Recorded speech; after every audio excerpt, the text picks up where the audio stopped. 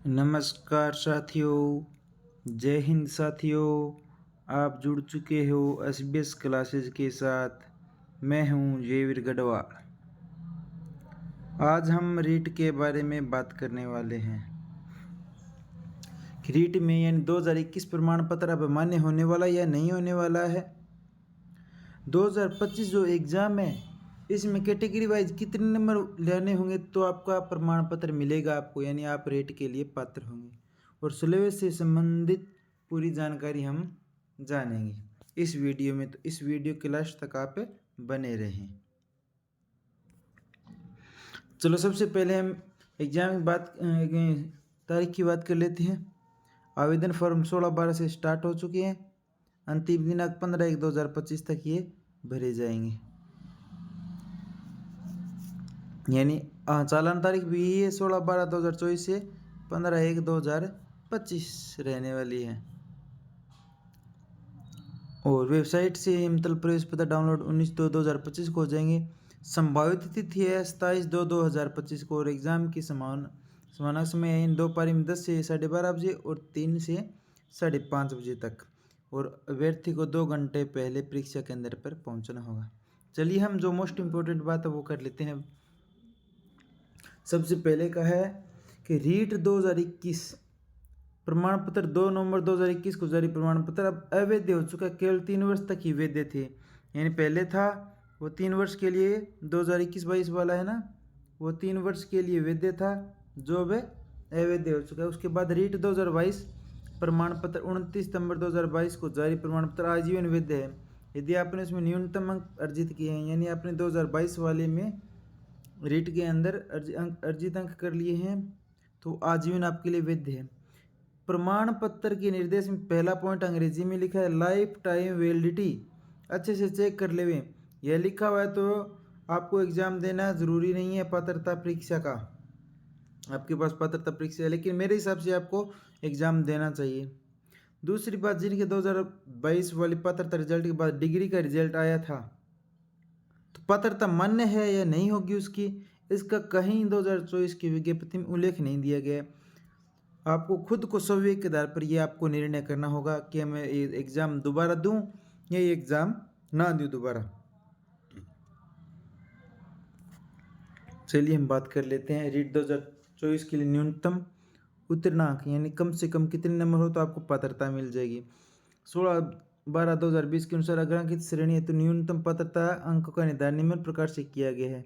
विज्ञप्ति में ये भी स्पष्ट लिखा हुआ है सामान्य के लिए नॉन TSP में उसके लिए 60% लेनी ज़रूरी है, और TSP में है उसके लिए अगर सामान्य में है तो उसको भी 60% लेने ज़रूरी होंगे। तो 150 का 60% अगर बात की जाए तो 90 होगा। अनुसूचित जनजाति यानी ST के लिए जो नॉन TSP में है उसको 55% लेने ज़रूरी है, और जो TSP में है उसको 36% लेने ज़रूरी है। अब अगर बात करें 3 नंबर कॉलम की, अनुसूचित जाति यानी SC के लिए, अन्य पिछड़ा वर्ग OBC के लिए, अति पिछड़ा वर्ग MBC के लिए तथा आर्थिक रूप से कमजोर वर्ग EWS के लिए 55% अंक लेना जरूरी है। अगर सामान्य भाषा में बात की जाए तो SC ST OBC MBC और EWS के लिए 55% लेने जरूरी है, जबकि ST में अगर TSP से है तो उसको 36% ही लेने हैं। समस्त श्रेणी की विद्या एवं परित्यक्त महिलाओं और भूतपूर्व सैनिक को 50% लेने जरूरी है। इन 150 का है तो 75 नंबर आ जाएंगे तो कोई दिक्कत नहीं है। दिव्यांग निःशक्तजन श्रेणी में नियमानुसार आने वाले समस्त व्यक्ति को 40% लेना जरूरी है। अगर 40% की बात की जाए तो 150 में 60 लेना। शहरिया जनजाति के व्यक्ति या शहरिया जनजाति ST में आ जाती है उसको 36% लेना अनिवार्य है। ये आगे निर्देश दिखा है, नोट लिखिए पढ़ लो। राजस्थान सरकार के स्पष्टीकरण पत्र क्रमांक ये दिनांक 5/7/2024 TSP क्षेत्र में ST वर्ग के समस्त महिला पुरुष विधवा परित्यक्त सहित निर्धारित न्यूनतम उत्तीर्णांक 36% अंक पर पात्र होंगे, 36% नंबर लेने जरूरी है। इसे आपको विशेष तरीके से बता दिया है और ये आप राजपत्रित है जिसे आप पढ़ सकते हैं। अब अगर हम आगे बात करें प्रश्न पत्र व्यवस्था की, प्रश्न पत्र व्यवस्था की बात करें तो यानी आपको पेपर प्रारंभ होने 10 मिनट तक आप बदलवा सकते हैं। अगर आपके एग्जाम में कोई त्रुटि हो, पेपर में कोई त्रुटि हो, मिस प्रिंट हो तो 10 मिनट तक आप बदला सकते हैं। आपको ABCD लिखा हुआ है यहाँ पर और ए का भी कॉलम मिलने वाला है, जिनमें एक ही उत्तर का चयन करना। इस परीक्षा में नेगेटिव मार्किंग नहीं है, तो आपको पता चल गया है कि इस एग्जाम में नेगेटिव मार्किंग नहीं है।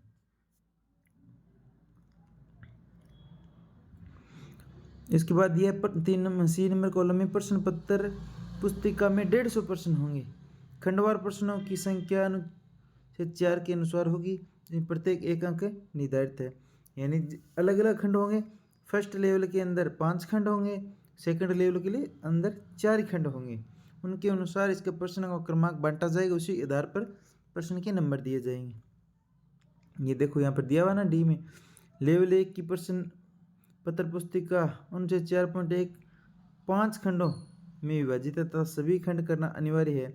खंड 2 व 3 में भाषा का चयन, यानी बाकी 3 खंड तो जो आने हैं वो आने हैं। फर्स्ट खंड और सेकंड खंड में जो आप भाषा चुनोगे उससे संबंधित ही प्रश्न आएंगे। इसका आगे विवरण में से और पढ़ लेंगे क्या क्या सिलेबस रहने वाला है इसका। अगर लेवल 2 की बात करें, ये 4 खंडों में विभाजित होगा। पहला, दूसरा, तीसरा तो अनिवार्य होगा, और दूसरे और तीसरे में भाषा का चयन, मतलब दूसरे और तीसरे में भाषा का चयन होगा, 2 भाषा का जो आपको करना है। ये लिखा हुआ है लास्ट में, परीक्षार्थी परीक्षा केंद्र से प्रश्न पत्र पुस्तिका अपने साथ नहीं ले जा सकेंगे, उन्हें अपने पत्र पुस्तिका केंद्र पर ही जमा करवानी होगी। आगे इसको विवरण से देख लेते हैं, लेवल 1 को और लेवल 2 को। लेवल 1 का पहले ही दिया हुआ कक्षा 1 से 5वीं तक का, अधिकतम 150 अंक का, और समय इसके लिए 2.5 घंटा रहने वाला है। सबसे पहले खंड 1 में यानी मनोविज्ञान आएगा, बाल विकास एवं शिक्षण विधियाँ आएगी, 30 प्रश्न आएंगे, 30 नंबर का ये आएगा। खंड 2 में भाषा होगी, जो भी आप चयन करें, हिंदी, अंग्रेजी, संस्कृत, उर्दू, सिंधी, पंजाबी, गुजराती, यानी कि जो भाषा चुनेंगे उसके 30 क्वेश्चन आएंगे और 30 नंबर के होंगे। अगर खंड 3 की बात की जाए तो उसमें भी आपको भाषा का चयन करना है, उसमें भी 30 प्रश्न आएंगे और 30 नंबर के होंगे। खंड 4 रहेगा इसमें गणित का, जिसमें 30 क्वेश्चन होंगे, 30 अंक के होंगे। और 5वां खंड रहने वाला पर्यावरण अध्ययन का, जिसमें 30 क्वेश्चन होंगे, 30 अंक के होंगे, यानी तो आपके 150 क्वेश्चन होंगे और 150 ही अंक के होंगे। नीचे कुछ प्रश्नों स्तर के संबंधित बात दी है, चलो वो भी पढ़ लेते हैं, बाकी आप भी पढ़ लेना इसको। बाल विकास एवं शिक्षण विद्या प्रश्न पत्र में 6 से 11 वर्ष तक की आयु के बच्चों को पठन एवं पाठन के स्तर से संबंधित होगी। 6 से 11 साल तक के जो मनोविज्ञान के संबंधित टॉपिक लगते हैं अपने वो आएंगे।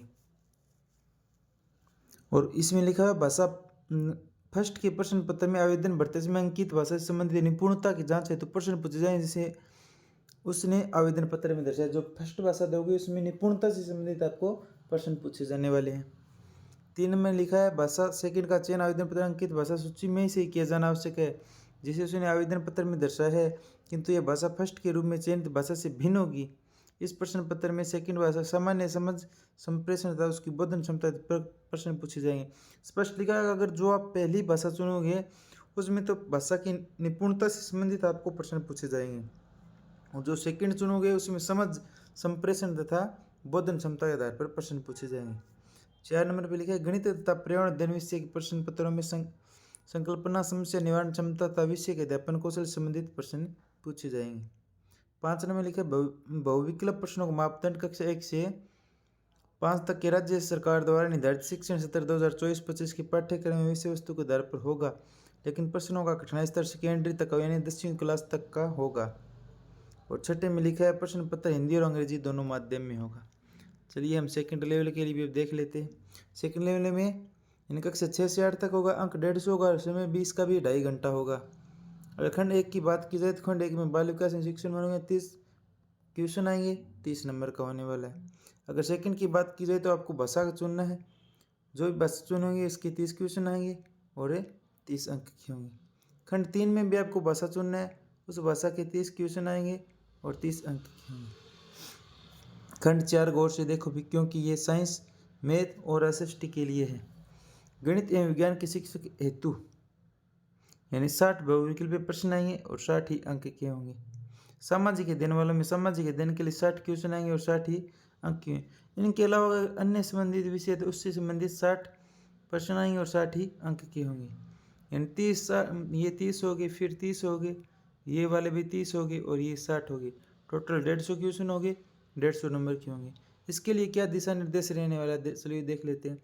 सबसे पहले लिखा बाल विकास यानी 11 से 14 वर्ष, उसमें 6 से 11 था, इसमें 11 से 14 वर्ष तक की आयु के बच्चों का यानी स्तर के अनुसार पूछा जाएगा। इसमें वही है, भाषा फर्स्ट में भाषा की निपुणता संबंधित होगा, और भाषा सेकंड की बात की जाए तो भाषा सेकंड सामान्य समझ, संप्रेषण तथा बोधन क्षमता संबंधित प्रश्न पूछे जाएंगे। 4 नंबर में देखो गणित एवं विज्ञान तथा सामाजिक अध्ययन विषय के प्रश्न पत्र में संकल्पना, समस्या निवारण क्षमता तथा विषय अध्यापन कौशल से संबंधित प्रश्न पूछे जाएंगे। 5 नंबर कह रहा है कक्षा 6 से 8 तक की गणित एवं विज्ञान विषय में समान अनुपात में 60%, 30% गणित विषय के, 30 सामान्य विज्ञान के तथा सामाजिक अध्ययन विषय में 60% उसी सामाजिक से संबंधित पूछे जाएंगे। कह रहा है अगर गणित और विज्ञान का है तो उसके 60 क्वेश्चन पूछे जाएंगे, लेकिन दोनों के 30-30 नंबर पूछे जाएंगे। अगर कोई एसएसटी से है तो उसके 60 नंबर के लिए पूछे जाएंगे। और इसका मतलब लेवल रहने वाला है, 12वीं तक के हर स्तर रहने वाला है। प्रश्न पत्र भी 2 भाषा में ही इनका होगा। अगर साथियों आपको हमारी जानकारी अच्छी लगी और आगे भी जानकारी चाहते हैं तो हमारे चैनल को सब्सक्राइब कीजिए, शेयर कीजिए और लाइक कीजिए। वीडियो देखने के लिए धन्यवाद साथियों। बने रहिए आप हमेशा SBS क्लासेस के साथ।